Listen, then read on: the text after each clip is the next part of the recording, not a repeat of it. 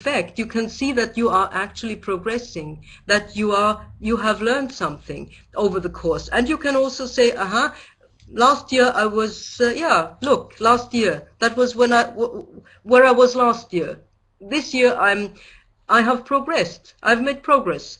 Or, on the other hand, of course, if you haven't done anything, you might have gone down on the scales again.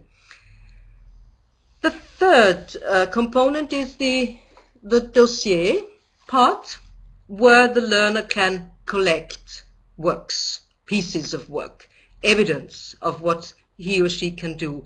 Very often you can hear the argument, learners cannot really evaluate their proficiency themselves. Well, they may not be able to evaluate whether their grammar is always right, but they can very well evaluate and self-assess whether they can actually do something with language. Let's say I'm asking the way, if I can ask my way to the station and I can really get there, use the information that I got and get to the station in time and catch my train, then I have achieved this goal, and I can say, yes, I could do that. So it's not so difficult. And if people don't believe that you can do it, you can always put something in your dossier to show that you can actually do it.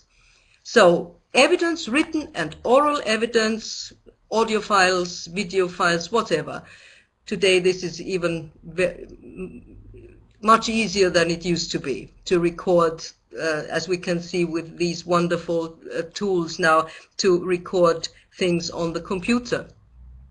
Reflection on language learning, reflection on intercultural experiences, feedback from your peers. Sometimes you may not feel too confident. Can I really do that? Or would I like to have the feedback from my peers or from my teacher or from another expert?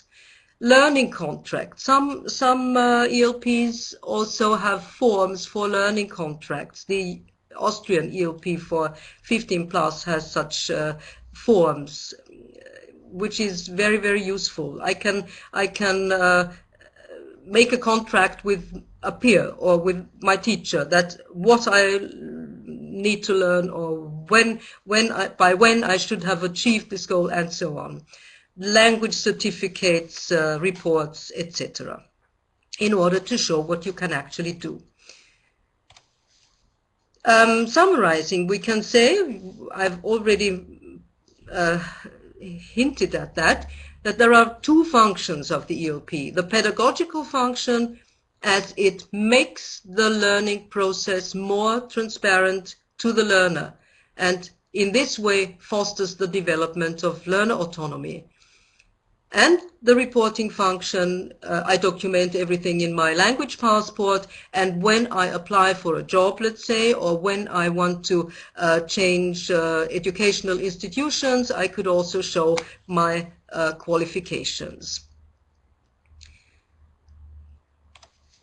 Yeah, that brings us to the last slide.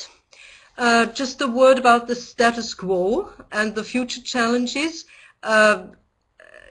You know now that there are currently 97 validated ELP models. There will soon be more, probably. So development has been a success story. The implementation process has not been as successful yet. That means bringing the European language portfolios to the language users, down to the schools, into the classrooms, let's say. There is still a great challenge in many countries, also in Austria. In the first place, the ELP means a paradigm shift from a teacher-centered to a learner-centered classroom. Now, the teacher is no longer the focus, the sage on the stage who knows everything and just fills in or pours in her knowledge into her students, and then they can do everything. No, but the learner is the focus, and the learner has to do the learning herself or himself, and this requires intensive teacher education. And in some countries, yes, your last question, does this have to do with the teachers who are afraid to give up power? Of course, it means handing over control to your students. It means losing control. But you gain something, namely you gain you hand over responsibility, or let's put it differently, you share responsibility. Learning is not only the teacher's task or the teacher's job. The teaching can be done by the teacher, but the learning has to be done by the learners. And this has to be made clear. But certainly, giving up power is probably maybe one of the reasons, yeah, or losing control in a way. In some countries, the national curricula and exam types do not really are not compatible, do not really fit in well with this action-oriented and learner-centered approach.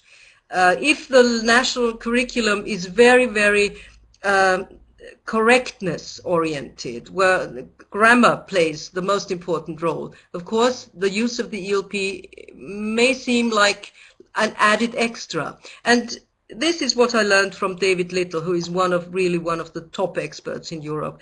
He said, if you as a teacher cannot integrate the ELP into your teaching, into your classroom, then forget about it. Don't take it on as an added extra. Then it doesn't make sense. It has to be at the center of the teaching and of the learning. And last but not least, of course, and this is some source of a consolation, of course, for me at least, I co-developed 2 language portfolios, and of course I'm very enthusiastic about the whole idea. Any process of innovation takes time. That takes a decade probably, at least.